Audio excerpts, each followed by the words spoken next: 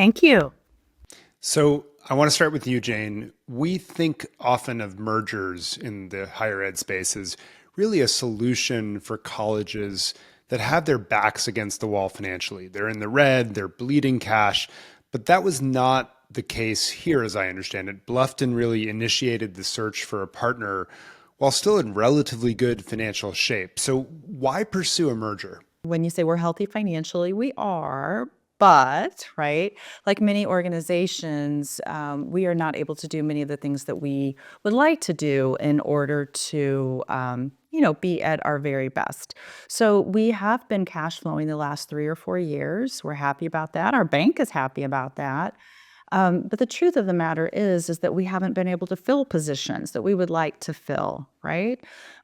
We haven't been able to, fund faculty research, perhaps, in the way that we might like to do. We haven't been able to give raises, perhaps, in the way that we might like to do. So there are limits to even being financially stable in our market.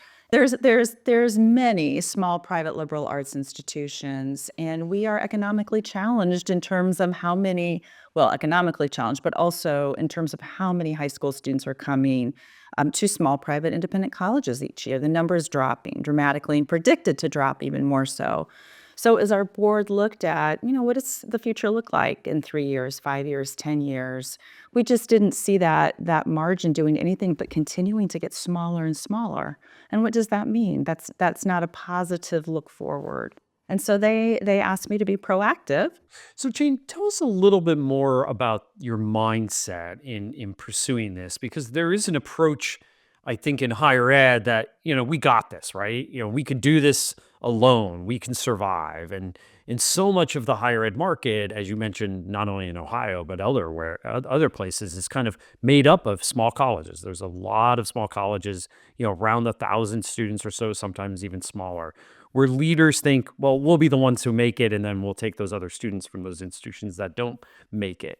So, how might you persuade them, meaning your colleagues at these other places, that the time might be now to follow in your footsteps? Because there's certainly an emotional piece to this. I don't think anyone wants to give up their identity, but I think that as a result, they kind of cling too long for that. Jane, what do you think of that? Of course, you want to be the president who comes in and saves the institution and finds the silver lining in a dismal situation. And I think we did do some of those things.